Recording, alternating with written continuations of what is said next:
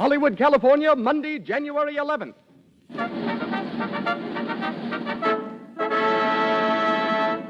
The Lux Radio Theater presents Claudette Colbert and Fred McMurray in The Gilded Lily with David Niven and George Chandler.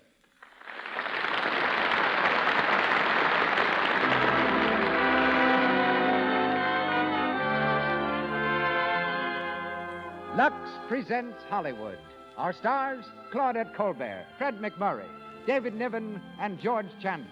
Our guests, Linton Wells, famous newspaper correspondent, and Janet Riesenfeld, dancer, recently returned from war-torn Spain. Our producer, Cecil B. DeMille. Our conductor, Louis Silvers. To you who crowd our theater on Hollywood Boulevard tonight, and to Lux listeners the nation over, the makers of Lux Toilet Soap extend a hearty welcome.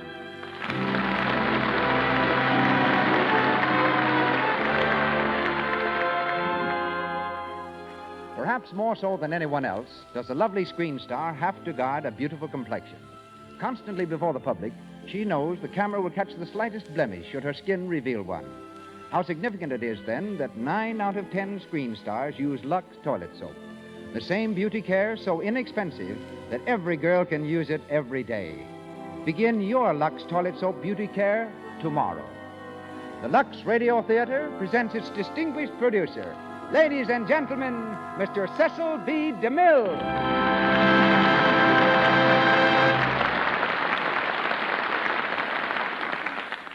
Greetings from Hollywood, ladies and gentlemen. Claudette Colbert has starred twice for me on the radio and 3 times on the screen. Highlights of our association run through my mind like sequences of film through a projector. Once I made her pass by a pair of leopards, brushing dangerously close to their fangs. But I protected her in that instance by pouring perfume on the cushions where the leopards crouched. Leopards don't care for stars if they can get perfume. Then there's the story of the centipede in Hawaii. After I had told Claudette that there was nothing in the Hawaiian jungle that could possibly harm her, she sat down to find a 6-inch centipede roosting in her chair. Jumping up, she forgot the fierce-looking insect in her fury at me. And going across the studio lot one day, I met her on the way to lunch. How would you like to play the role of the wickedest woman in the world, I asked her. I'd love it, said Claudette. So I cast her as Poppaea in The Sign of the Cross. Later, she starred for me as history's most glamorous woman, Cleopatra. And someday, I hope to star her as the bravest woman in the world, a part I have in mind for her that she knows nothing about. But Claudette is something of a star maker herself. 3 young men who have risen to prominence in the past year scored first as leading men for Miss Colbert. They are Melvin Douglas, Charles Boyer, and a frequent visitor to my set while I was shooting The Plainsman, Fred McMurray. When Paramount cast him as Claudette's leading man in The Gilded Lily, the effect of his charm was instantaneous. Everywhere, people were suddenly talking about him. A 10-letter man in high school, Fred now gets 10,000 letters a month. But he's just as regular as the man he plays tonight. Pete, a ship news reporter. Claudette Colbert, born with the name of Lily, resumes that name for the evening. David Niven will be heard in the role of Charles Gray, and George Chandler as Eddie, a photographer. And this is the moment when we introduce them to the Lux Radio Theater audience. Ladies and gentlemen, Claudette Colbert and Fred McMurray in a story based on the Paramount picture, The Gilded Lily.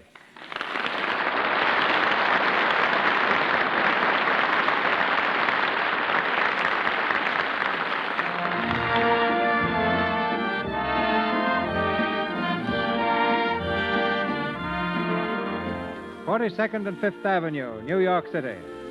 From a park bench not far from the steps of the public library, 2 young people are idly contemplating the surge of traffic at the busy intersection. They are Pete Dawes, a newspaper reporter, who leans back against the bench, his long legs stretched out before him, and Lily David, a stenographer. They haven't been talking very much, just watching, and eating popcorn from a paper bag.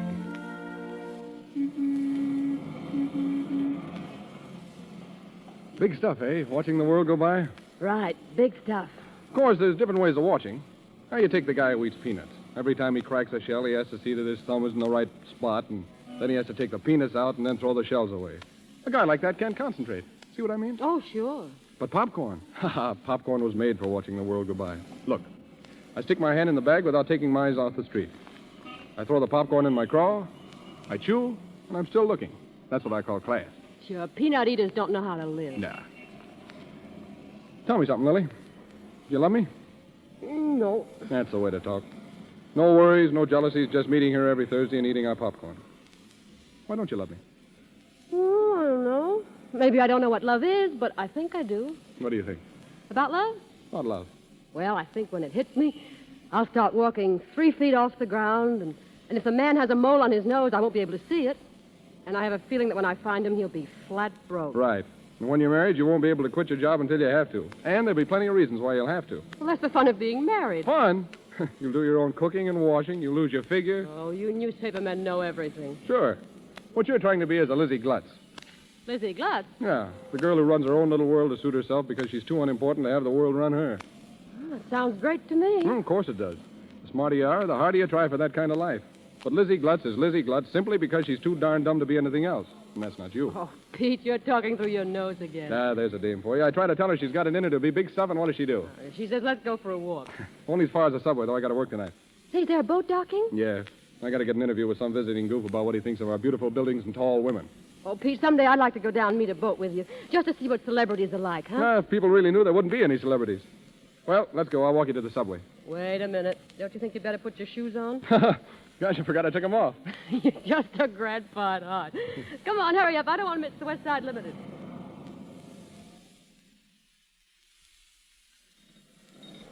West Side train, West Side. Let 'em out, let 'em out. There's my train. See you next Thursday. Same bench. Same time. So long, Lily. Lizzie Glutz, Pete. West Side train. Keep moving in there. Don't block the doors. All right, lady, if you're going in, go on. What do you think you're shoving? I know me job, lady. There's no more room in this car. Well, then we'll make it. Go on, go on. Stop it! Look here, you can't do that. You're practically flattening this young lady. Shut up and turn around before somebody steps in your face. Let me out of here. Go on, get in. You let her alone or I'll do a bit of pushing myself. Oh, yeah? I'd like to see you try it. I'm afraid I'll have to. Hey, down! Hey, let me up, You better get out of here, mister. Are you all right? A wise guy, huh? Going around knocking people down. Well, I'm sorry you How'd you fell like over, to but suck this in a young kid? lady's had difficulty, and Oh, so I fell over, huh? Maybe like you're gonna fall over. Oh, let him alone. Why, you... Hey, get a coat, get a coat. Hey. Come on, get out of here before they arrest you. Arrest me, but Come on.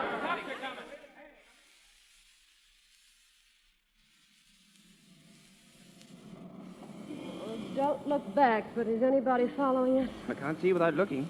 Well, let's duck into a store. A store here, in this one. Oh, mister, whatever you do, never sock a subway guard. Not even for you? Well, What is it, please? No, what's what? Can I wait on you? Well, no. oh, no, we're just browsing around. Browsing? For an artificial leg? Artificial what? Well, that's all we sell in here, sir. Well, That's a lovely day, isn't it? I think so. quite. Well, thanks very much. Come on, let's get out.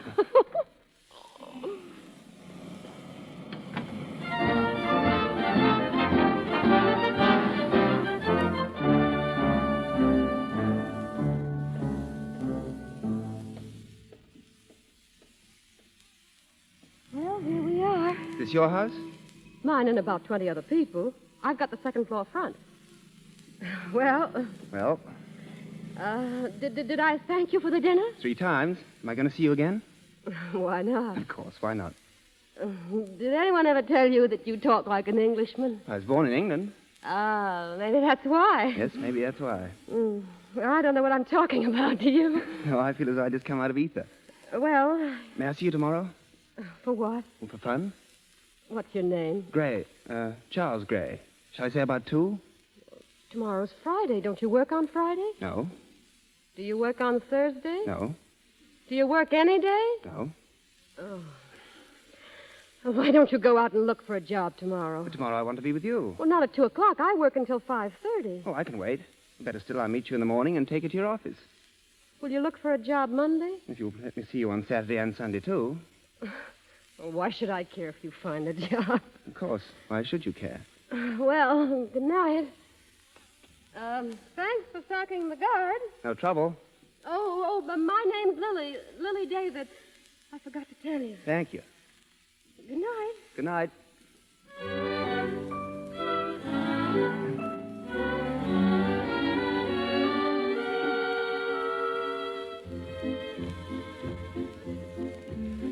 Well, that's all there is to tell about me.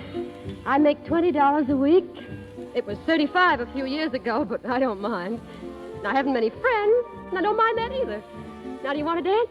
I'd rather just sit and talk if you don't mind. Sure. Isn't it funny? We've known each other almost a week now, and this is the first time we've let down our hair and talked seriously. What about you? Me? All I know about you is your name so far. Well, there's very little else. My life story is very dull, and I wouldn't bore you with it. Are you going to keep your promise about finding a job? Why are you so interested in a job for me? Well, it's the right way to live now, isn't it? Instead of going along from day to day, just trusting that something will come along to keep you going. That's true, I suppose. And we're going to see each other again, aren't we? So often that you'll become annoyed with me. Do you think so? No, not really. Do you want to hear a secret? About you? No, about both of us. If I were ever to become annoyed with you, it would have happened years ago. What? That's when I first started thinking about you. How you'd look, Oh. the way you'd have, what you'd say when we were together. Do I live up to the picture? Perfectly, even to being without a job. But that's the way I wanted you to be, so that when I met you, actually, I could help you. Well, there's not much I can say after that. If I simply told you I loved you, it would sound rather flat, wouldn't it? I don't think so. Shall I try it, just to see how it sounds? Will you mean it? How could I help but mean it? Then try it. I love you so much.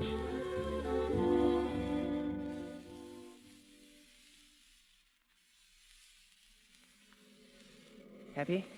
Oh, gloriously. But we shouldn't have taken a cab. We had to celebrate. Isn't every night I tell a girl that I love her? I hope not. I'll pay half the bill. All right. And what about tomorrow? Will I see you? Oh, tomorrow and the day after and the day after that and... Oh, no, wait a minute. No, tomorrow's Thursday, isn't it? Yes, why? Oh, I can't see you tomorrow night. I have a date. Oh. You don't mind, do you? It's been every Thursday for such a long time.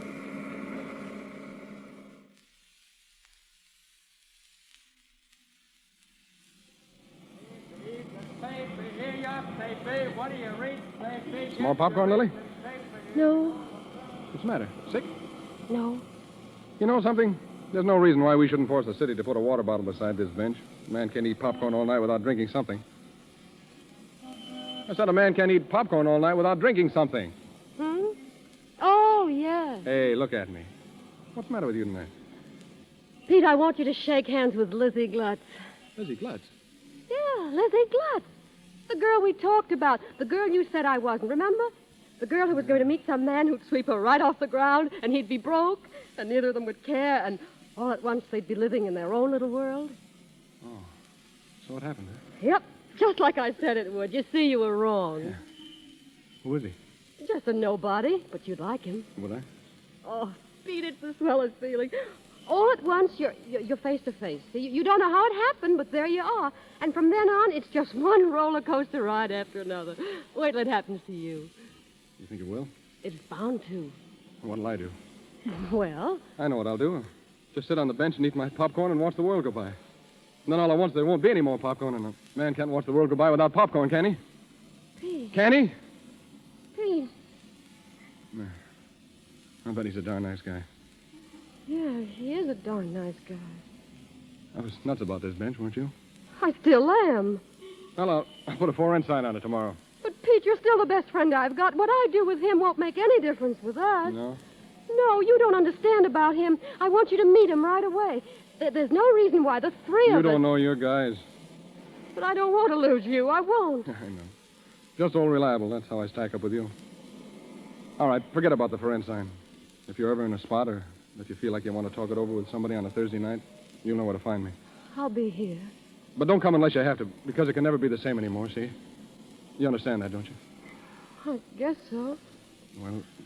Well, I got to beat it. Oh, no. Yeah, I got some stuff to finish up over at the office. I'll be working pretty late, I guess, so... Well, so long, Lily. So long.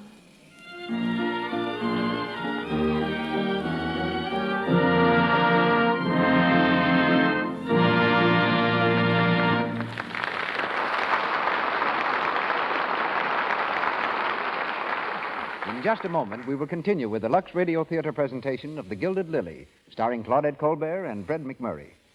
For the moment, we want to tell you a little inside story about Mr. DeMille's own studio, Paramount. Yesterday, there was a story conference. Now, as we tune in, some of the girls are still typing away at the script. Madge is particularly rushed. She and Virginia have a special date tonight with two special gentlemen, and Virginia's all ready to go. All set, Matt? Come on. Oh, Virginia, is it that late? Oh, I'm tired. Honest, I don't know how I can go out tonight. I've been digging in my files and typing like mad all day long. Couldn't we go tomorrow night? Oh, no. I'm tired, too, but I know what to do about it. I'll just pop into a nice, warm, Lux toilet soap bath. Haven't you tried that? It makes you feel swell, round to go. Thousands of popular girls all over the country are in on the Lux Toilet Soap Beauty Bath secret. Famous screen stars like Betty Davis and Carole Lombard find it a wonderful pick-me-up after a hard studio day. And most important of all, you can depend on Lux Toilet Soap's active lather to protect daintiness, keep your skin sweet. You'll love the delicate, expensive fragrance of this fine white soap. Once again, Mr. DeMille. We continue with The Gilded Lily, starring Claudette Colbert and Fred McMurray with David Niven.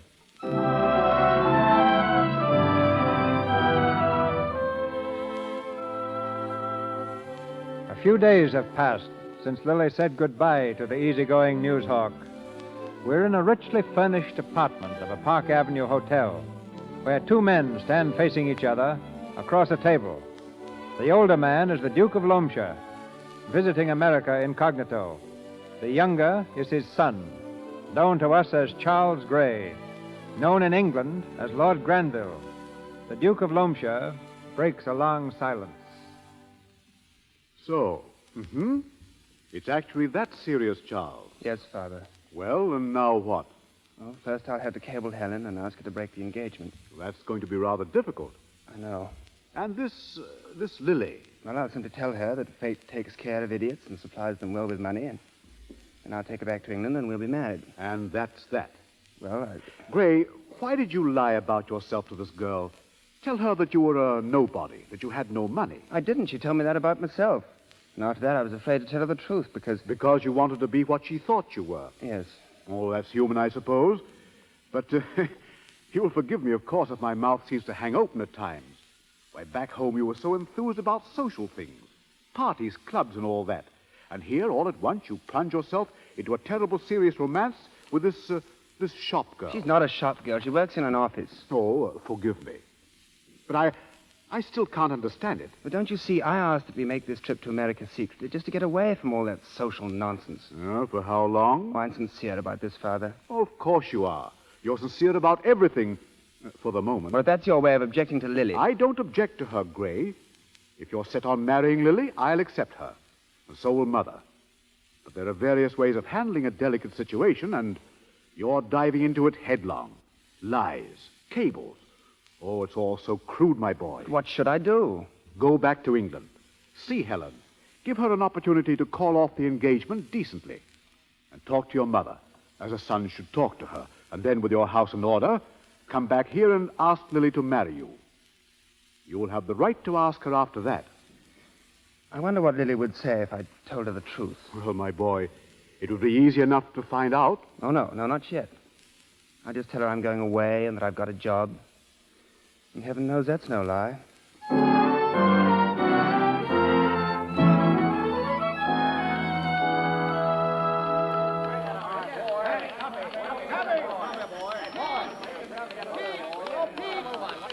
Hey, Pete. Yeah, what do you want, Eddie? The boss is looking for you. You better put your shoes on and get on in there. Okay, take it easy. Well, it sounds important. Sure, it's always important.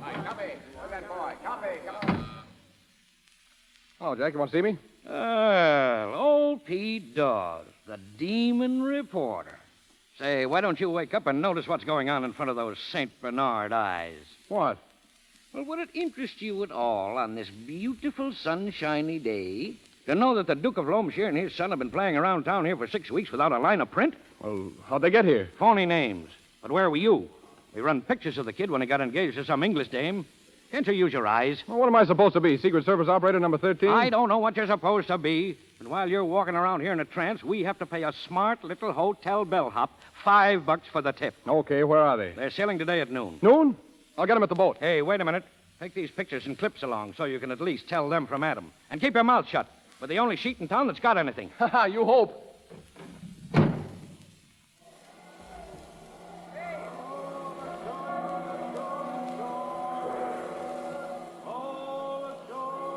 Hey, Pete, what are we supposed to do? You ought to tell a guy. I'm getting a story. You're here to get some pictures, see? Yeah, but who? Well, what's the difference? I'll point them out and you snap them. Try to get them with their mouths open, Eddie. It's funnier that way. But their mouths open. But, gee, Pete, Don't be artistic. Hey, there they are, up there on the deck. Come on, Eddie.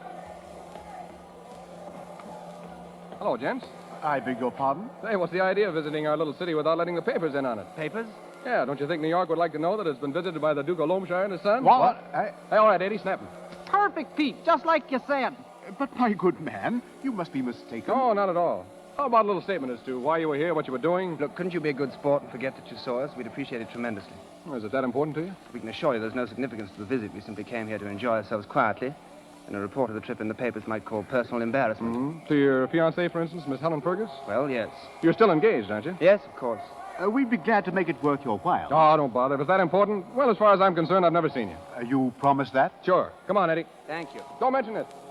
Hey, what do you mean? Promising those guys you didn't see them. What of it? You saw him, didn't you? Sure, I got their... Oh.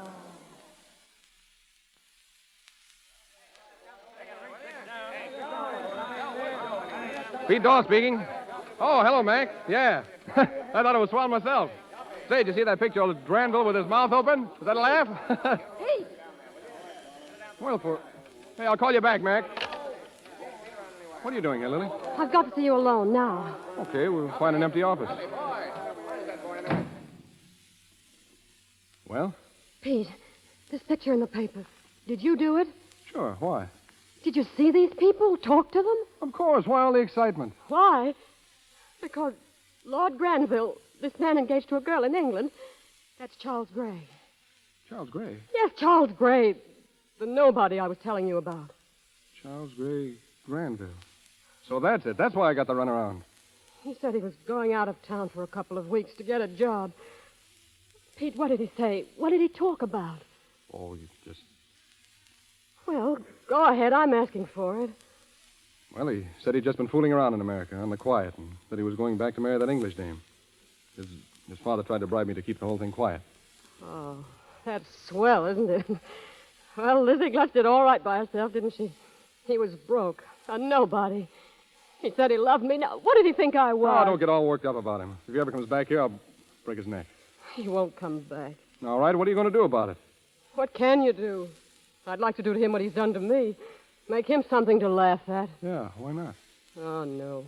When you're the sap, you're the sap. Anything you do makes you even more the sap. Well, there's a story for your paper. Lord Granville walks out on poor working girl. Can't you see the headlines? Yeah, I can see the headlines.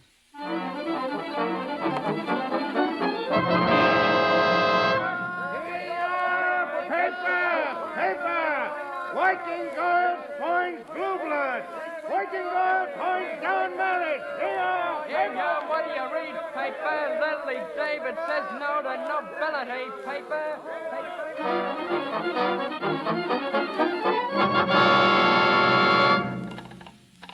Hello? Hello? Listen, I want to speak to Pete Dawes. It's Miss David calling. Lily David. What? He is so in. You tell that big gorilla if he doesn't speak to me. Hello? Hello? Oh.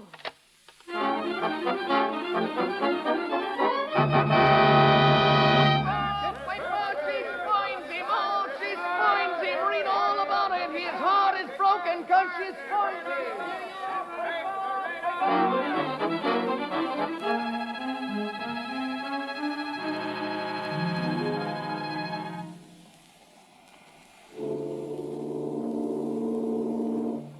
The poor little office girl discarded the love of Lord Charles in unshaken belief that romance would eventually be hers. Lord Charles is now returning home, his heart heavy with grief at the thought... Oh, stop it, Father. Well, there you are. The latest radio bulletin. The captain has kept it out of the ship's paper, but it's all over England. I can't understand this. What's her idea? What's she after? A girl of her type? You'll hear from her later, asking for money to stop further publicity. Well, I'll have to admit, she had me fooled completely. Now, we'll have to be very careful. Of course, the harm has already been done with Helen. Oh, it's a shame she was drawn into this mess. Now, that's over. But if there are going to be reporters at Southampton waiting for you, asking for statements... I'll give them a statement. No, you won't. Oh, if I'd known I was going to drag you and Mother into cheap scandal... My boy, all we have to do is be sure that nothing is done to encourage it. If there was only some way of stopping her without resorting to the courts... Well, that won't be difficult, now that I know her language.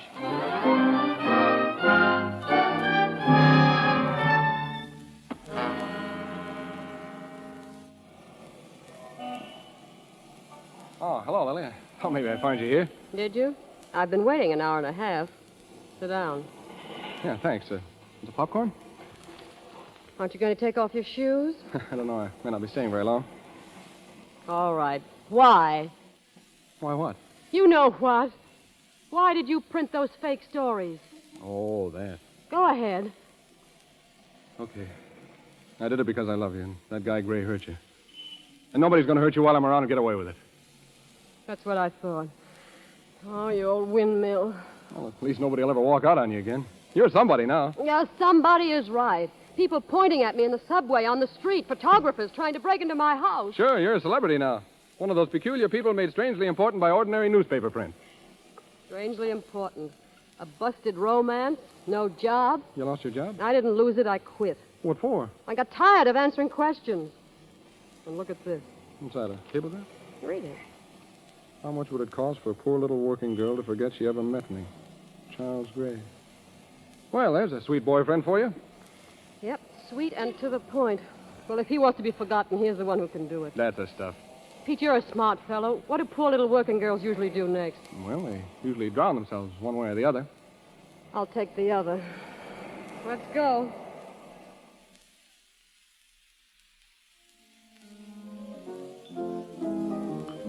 Nice joint, huh? Not classy, but it's comfortable. Hey. Oh, I'm sorry. I was thinking. Yeah, I noticed it. You know, there's one thing about Gray, Pete. He gave me the swellest moments I ever had in my life. How much will it cost for a poor little working girl to forget? Oh, all right. I'm quiet. If you ever pull another crack about that guy... Hello, Pete. Oh, hello, Nate. Where you been? I expected to see you when we had that Pip murder here last month. I'm handling ship news now, Nate. Byline and everything. Don't you read it? Nah. Where's your girlfriend? Oh, Nate, I want you to meet Lily David. Lily, this is Nate Sarkopoulos, the smartest cafe man in the business. Hello. How are you? Hi. Lily David, huh? Yeah, I read about you. Kicking Lord Who's back to England. That's what I say. Send all these foreigners back where they're supposed to be. Say, Nate, how's business? Terrible. Too many nightclubs. You haven't got something to drag them in, you starve.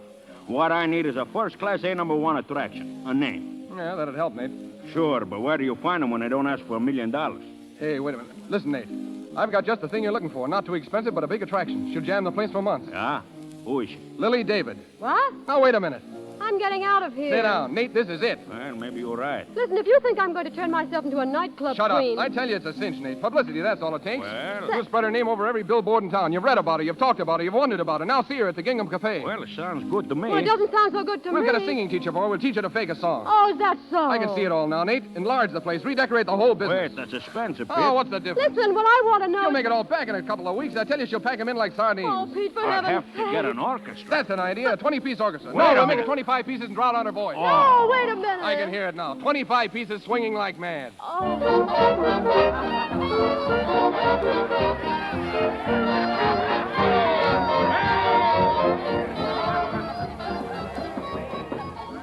Who's there?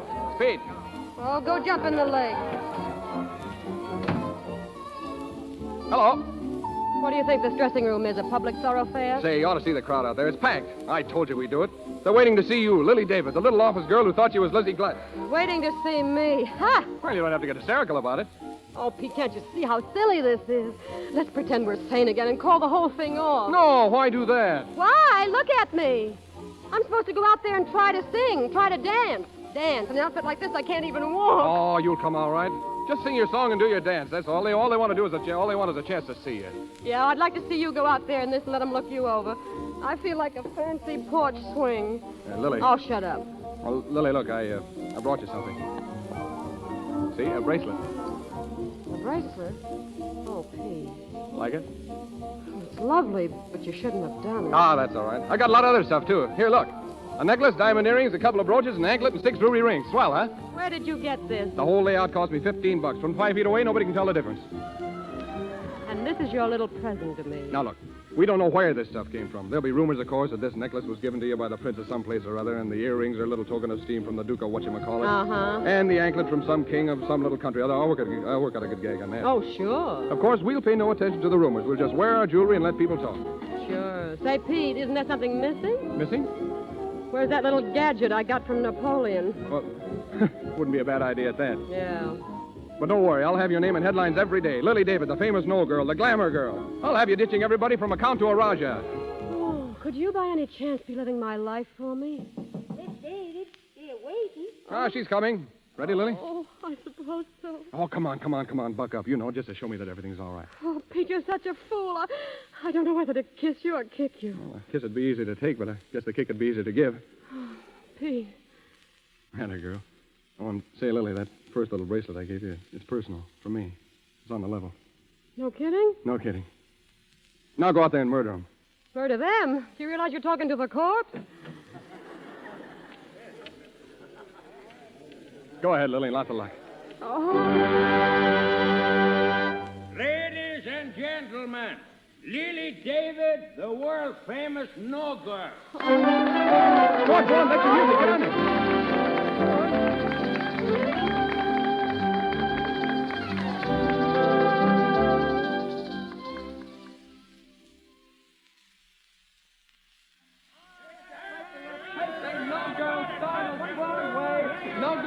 Here you are! No girl refuses key to city! Read on! No girl says no to Raja Punjapur! No girl but...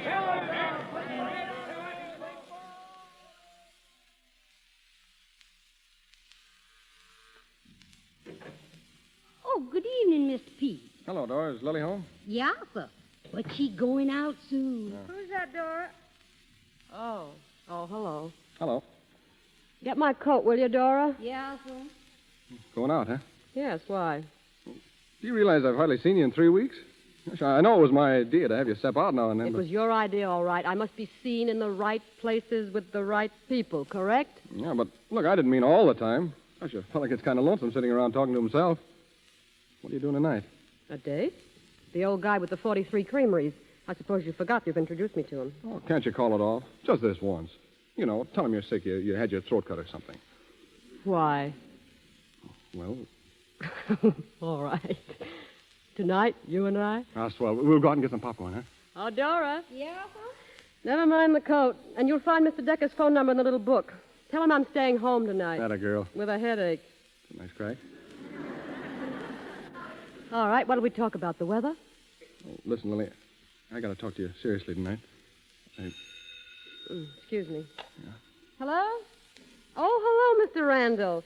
It's the millionaire from Yonkers. Oh, hang up on him. How are you, Mr. Randall? Oh, just fine. What? Oh, Mr. Randall. Hey, what's he saying? No, I can't. No, I said I can't. You can't what? No, some other time, Mr. Randall. Oh, of course I do. Hey, give me that phone. Pete. Hello. Listen, you. Hang up that phone and don't call back again. Miss David isn't in. Huh? This is her father. So Papa's getting burned up. Well, the way those mugs talk, you think they owned you. How do you think I feel about it? Do you think I asked for this? No time for myself, working most of the night, reporters hounding me all the time, people expecting me to do something crazy every time I step outside. Gosh, why haven't you thought of having me pushed over Niagara Falls in a kiddie car? Yeah. Well, let's drop the whole thing. It was my idea, and I'm admitting it's wrong. We could go away to the mountains, maybe, where you could get some rest, and then maybe we could... Oh, Lily, I know I'm just a mug, no class, not even a crease in my pants, but... Well, do you know what I'm trying to say? I think so. Well, how do you feel about it? Oh, Pete, I'd marry you in a minute if it would make either of us any happier. But something happened to me once, and I'm not going to be satisfied until I find out why. Oh, you're going to let that guy bother you for the rest of your life? Pete, I can tell you this because I know you'll understand. I feel like a kid must feel when someone he loves slaps him in the face.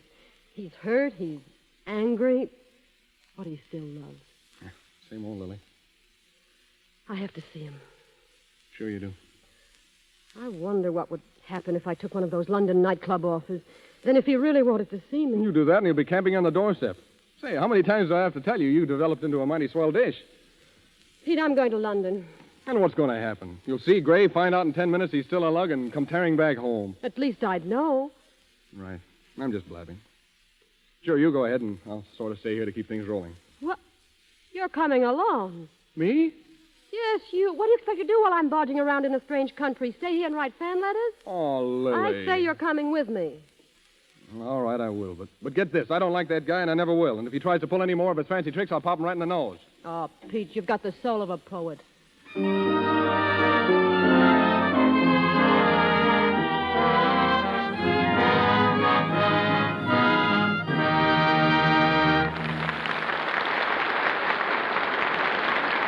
pause for station identification.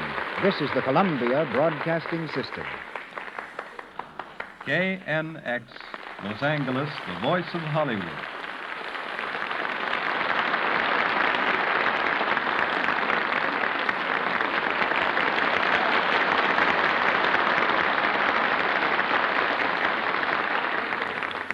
In a few minutes, we resume The Gilded Lily, starring Claudette Colbert and Fred McMurray with David Niven.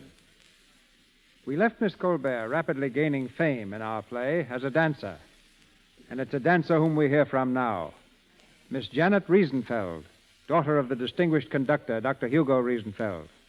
I met her first as a child when she came to my office with her father, who scored many DeMille pictures. Known professionally as Raquel Rojas, Miss Riesenfeld left this summer for Spain, where she was to meet a new dancing partner. She found him in the army and herself in the midst of the fierce siege of Madrid. Ladies and gentlemen, Miss Janet Riesenfeld.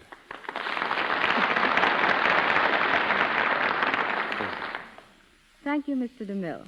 Yes, I went to Spain to dance and learned all sorts of new steps, dodging bombs and bullets. With fighting going on, Janet, how were you able to enter Madrid? I met a newspaper correspondent who had a passport, but no knowledge of Spanish. So I got through posing as his assistant. Once there, I stayed, thinking the rebellion would be over in a few days. When I changed my mind, I couldn't leave. After 6 terrifying weeks, the American embassy left Madrid for Valencia on Thanksgiving Day, and I went along. Did you see much actual fighting? You couldn't live in Madrid and not see it, Mr. DeMille. Madrid is a city of death and ruin, but the spirit of the people is incredibly magnificent. I was only half a block away when the first rebel bomb struck. From then on, the gunfire and cannonading was ceaseless. I spent my time in Madrid dancing at benefits for soldiers, searching for food and avoiding shells. We managed to get by on a scant supply of rice, lentils, and bread. When one is in the midst of a siege, without light, warmth, or sufficient food, and with death raining down in bombs and shrapnel, one doesn't exactly look for the luxuries of life. But nonetheless, I was able to secure a few of the minor comforts during my stay in Madrid. One of these you will be especially interested in, Mr. DeMille. It was Lux toilet soap. Although I would have rather had a nice juicy steak, at least I was able to keep a whole skin and keep it clean. I bought Lux soap in sections of the city where no other foreign product was displayed. Madrid, of course, had no hot water, but that didn't bother Lux toilet soap very much. I found it lathered just as beautifully in cold water. Are the reports true that women are fighting with their men at the front? Yes. They're just as heroic and brave as their soldiers. But principally, they have taken over the civilian work of the men. Being an American, nothing moved me as much as when the word came that President Roosevelt had been reelected. In the midst of all the suffering and bloodshed, Madrid welcomed that news enthusiastically. President Roosevelt's picture appeared everywhere, and I soon realized that next to their own, our flag is closest to the hearts of the Madrileños. The hardship of my few months were nothing compared to the suffering of the Spanish people. More than anything else, the experience has made me grateful that I'm an American. Thanks and good night. Good night, Miss Riesenfeld.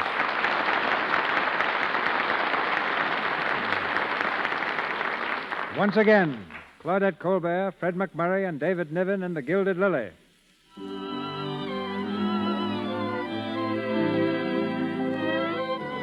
A figure of international reputation, Lily went to London, where she quickly became the toast of Mayfair. She's been seeing Lord Granville regularly for almost a month, and Pete is convinced that his own case is quite hopeless. It's 11 o'clock in the morning as he knocks at the door of Lily's hotel suite. Come in. Oh, Pete. Hello. You almost missed me. I was just going out. With Granville? I was going to leave word downstairs that I'd be back tonight. You didn't mention it yesterday. It was just a little trip into the country for a rest. This is Sunday, and I don't work tonight. Yeah. Say, Lily, I just dropped in to tell you I'm sailing today. Sailing? Why? Well, I can't express it exactly. But you've been going right along so swell, and I seem to be in the way more and more. That's not true. Oh, it is true. I'm just something you needed when everything was new to you. Can't you see that, that you've reached a point where I can't help you anymore, where the best thing for both of us is for me to bow out in a hurry? Pete, I can't stay here without you. What about Gray? Don't you intend to keep on seeing him? Yes, but... You know what's going to happen. I know. Seems to be a nice guy, and he's crazy about you. And all at once you'll be married to him. That's what's in your heart, isn't it? Honestly? Yes. Well, that's all great with me. I'm glad to see you get what you wanted. And now that my job's finished, I'm going home. Well, if you've decided on going back, I can't stop you. Pete, have I hurt you? No. I'm the one that should be asking that. You'll never be sore, will you, Lily, about the crazy way I shoved you into this racket? Oh, of course not. You know now that it's made certain things possible. Things that couldn't have happened any other way. Yes, it did. Oh, Pete, couldn't you please stay? I'll get my old job back and everything will be jake. And every Thursday night I'll show up at the bench and eat a bag of popcorn for both of us. Just for a gag, sort of. But you're leaving so suddenly. And look, if things don't go so well with you. Oh, but they will. I know they will. Goodbye, Lily. Pete. So long.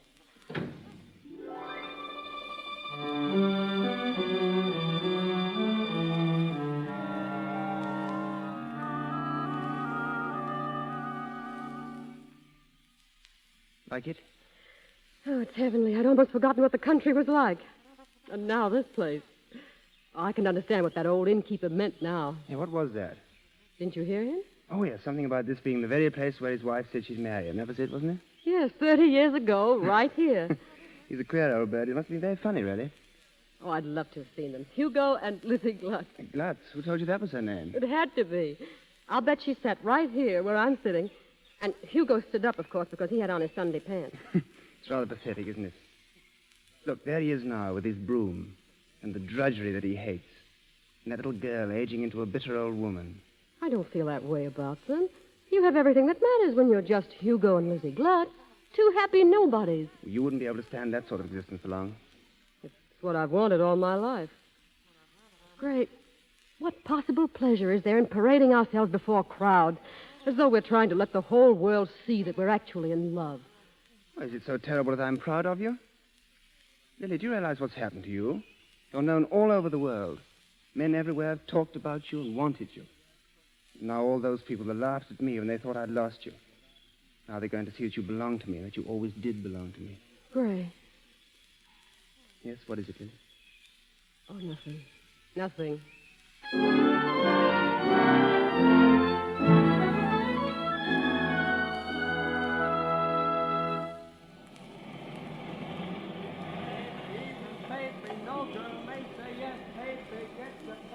Hey, buddy.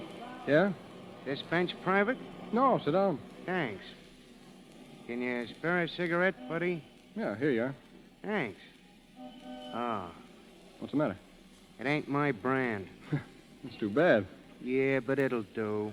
That's the worst of being broke. You can never get your own brand. No girl may say yes. No girl may say yes. No girl may say yes. Boy, that gal come up from nowheres. I wonder how much dough the Englishman's got. She doesn't care.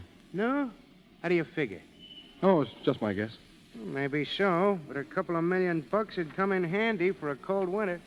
$2 million or 2 cents. Doesn't make any difference to that girl. She's got an idea in the back of her head about what the perfect life should be. And she's not going to stop hunting until she finds it. Yeah? I suppose you got all this straight from her. You're darn right. And she was sitting right here on this bench. Yeah? Yeah. Say, you ain't Napoleon, are you? No. Are you? Me? No, I ain't. I think I'll be going. Hey, wait a minute. How do you mail a bag of popcorn? I don't know. Ask your keeper.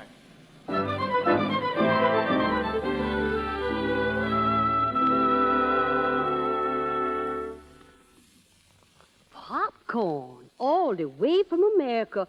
Look like Mr. Pete's on another tear. No, he knows what he's doing. Here, a card with it, honey. Listen. I just remembered how tough it is to get popcorn in London. Have you and Gray found a bench yet? Now, what do you mean by that, Miss Lily? Oh, funny face. Can't you see him, Dora? Draped all over that bench, his shoes off, that popcorn bag in his hand.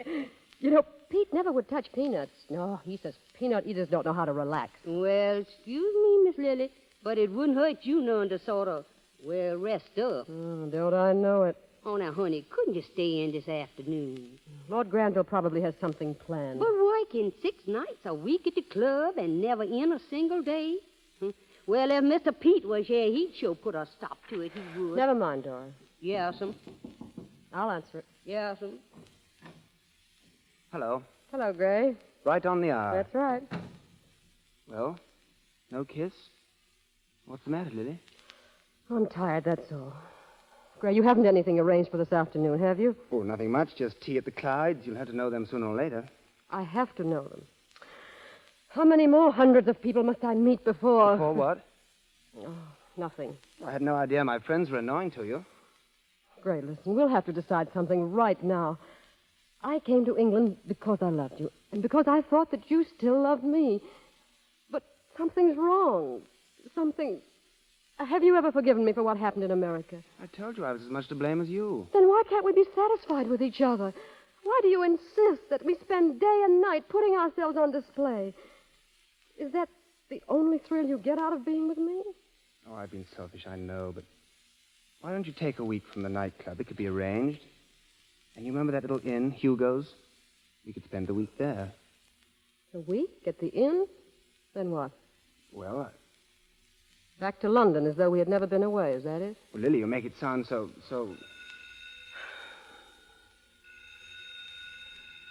Shall I answer it? Lily. Yes? Who? Photographers from the American Syndicate? Photographers?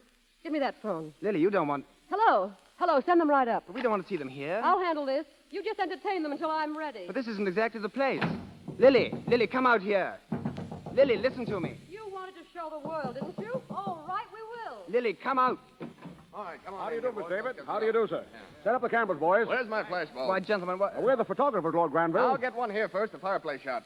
What's the meaning of this? We have to be prepared, you know. In case of a surprise wedding, our papers will already have honeymoon pictures. Well, haven't I anything to say about that? Sure you have. Lily. You can make your statement after I make mine. What are you doing with that grip? Get your cameras ready, boys. For heaven's sake, Lily. So you've been playing around with a celebrity. Okay, I'll show you how this celebrity racket really works. The way Pete taught me. No matter what you do, surprise them. Lily, don't. I'll admit I was wrong. You but... bet you were. Boys, the whole thing's off. What's that? I'm walking out. Yeah, here's a swell picture for you. Grip in hand by the open door. Come on, snap it. Hold it now.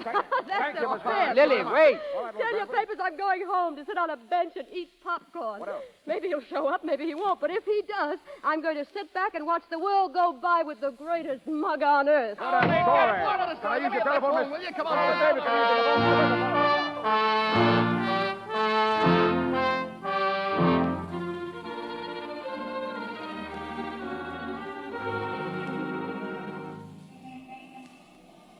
Are you sure you didn't see a man here? He'd be waiting right at this bench. Listen, lady. I seen lots of men here. Right up there's the public library. Men go in and out all the day and half the night. I can't remember all of them. Now go in. Let me sleep. Listen, he's tall, see? About that high with big feet and a bag of popcorn. Oh, now try to think. You know, there's something funny about this bench. It's haunted by crackpots. Oh, now go away. No, I won't. I've got as much right here as you. What time is it, do you know? I said, what time is it? Hello, Lily. Oh, Pete. I tried to catch you at the boat, but I missed it. Oh. Gee, you're looking swell. Oh, Pete, I'm so glad to see you. If you ever get away from me again.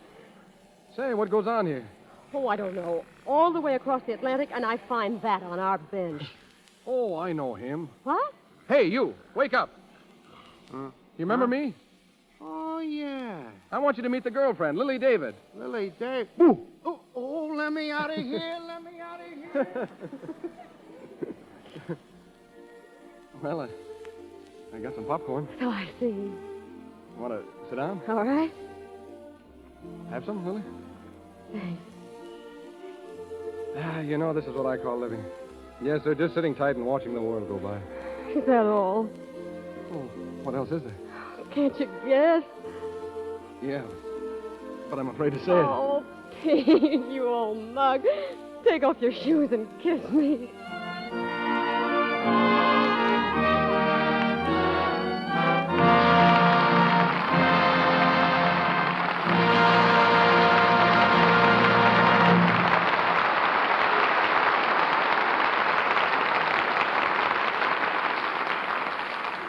From Claudette Colbert and Fred McMurray, we'll hear again a little later. Our hero tonight was a newspaper man. So I thought I'd ask one of the most famous reporters in the world, Mr. Linton Wells, to be our guest. His record reads like a page of Richard Harding Davis fiction. During 20 years in foreign fields, he's been war correspondent in Mexico, China, Asia Minor, Siberia, Morocco, Syria, Nicaragua, and more recently, Ethiopia. He was a lieutenant in the Chinese Army and a major in the Mexican Army, a colonel in the Nicaraguan Air Forces, and holds decorations from 12 foreign governments. He's in Hollywood now, completing his autobiography, Blood on the Moon, and recuperating from wounds and illness acquired in Ethiopia while correspondent for the New York Herald Tribune. Ladies and gentlemen, Linton Wells. Thank you, Mr. DeMille. You know, the last time I encountered you and Claudette Colbert was in Cairo, Egypt. Indirectly, of course. There in the shadow of the pyramids, I went to the movies and saw your production of Cleopatra. Tell me the worst. What did the Egyptians think of the way I handled their history? Well, I heard a couple of dark-skinned natives wishing Cleopatra were running Egypt again, Colbert fashion. You know, Egypt's certainly movie-conscious.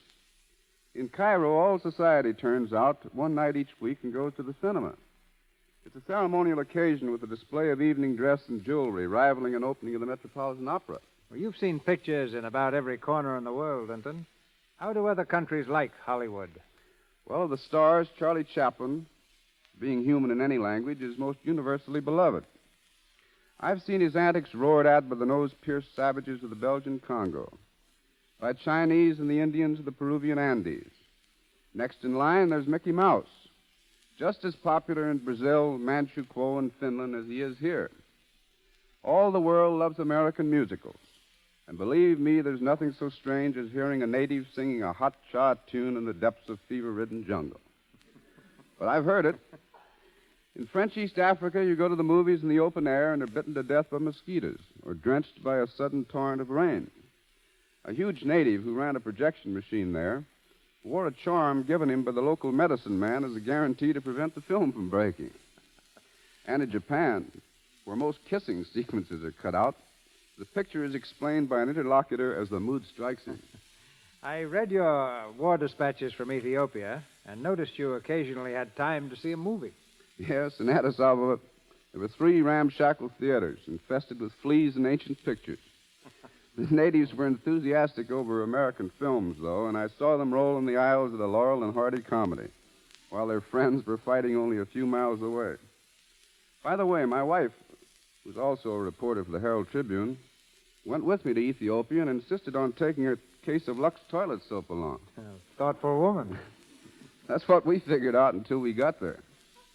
You can believe this or not, Mr. DeMille, but after bringing that soap from New York to Egypt, from Egypt to French Somaliland, and then 500 miles inland by rail at 14 cents a pound, after worrying about carriers and customs collectors, I saw 5 different shops in Addis Ababa selling Lux toilet soap and charging much less for it than I paid for transportation costs alone. And I said then what I'm saying now. Good night. Good night, Linton Wells.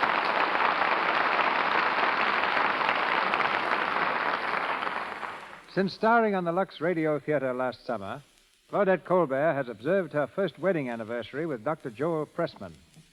established a lovely new home in Brentwood, and made what will undoubtedly prove another hit film, Maid of Salem.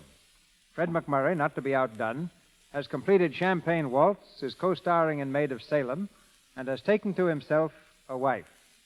But from this point on, they'll have to report for themselves. Ladies and gentlemen, Claudette Colbert and Fred McMurray.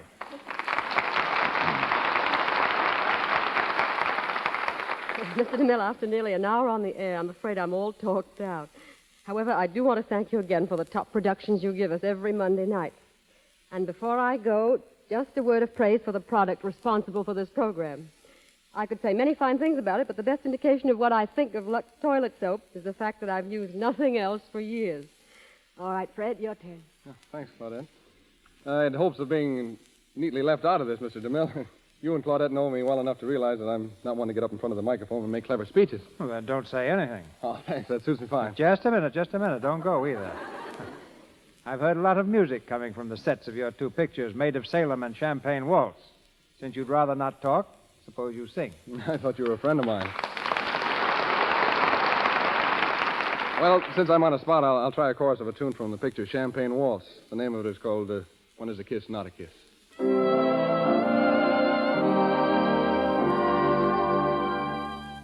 When is a kiss not a kiss? Whenever I'm not kissing you, when my two arms are missing you, nothing means a thing I do when it's not concerning you. When is a hug not a hug? Whenever I'm not hugging you, if you'd allow me to always tag about, then I'd have something that I could brag about. When is a kiss not a kiss? When I can't do my kissing with you.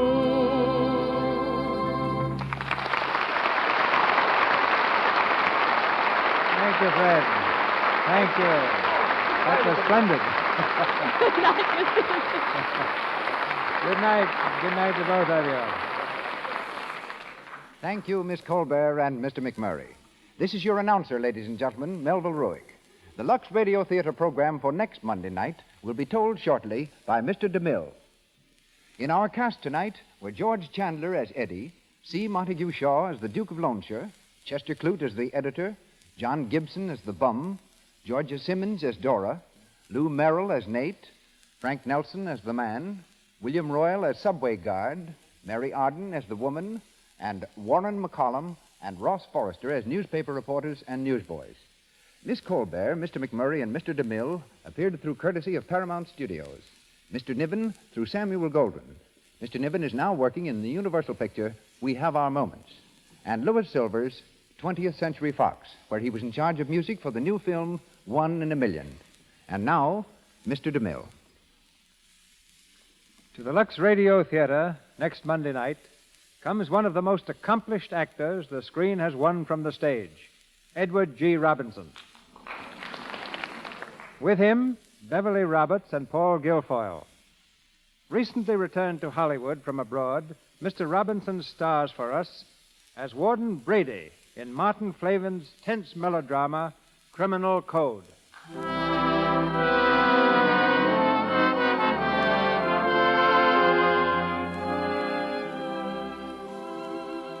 Our sponsors, the makers of Lux Toilet Soap, join me in inviting you to be with us again next Monday night when the Lux Radio Theater presents Edward G. Robinson, Paul Guilfoyle, and Beverly Roberts in Criminal Code. This is Cecil B. DeMille saying good night to you from Hollywood.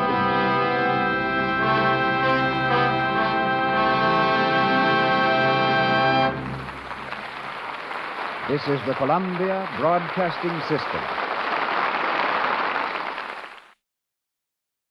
At Sleep Outfitters Outlet, great sleep is a big deal. Save 40 to 60% every day on every Sealy, Stearns & Foster, and Tempur-Pedic. Queens as low as $249. Customer exchanges, closeouts, and floor samples. Inventory changes daily, so come in for your dream deal today. With no credit needed financing, expert advice, and up to 60% off retail, it's never been easier to get the sleep and savings you deserve. Go to sleepoutfittersoutlet.com for financing details and to find a store near you.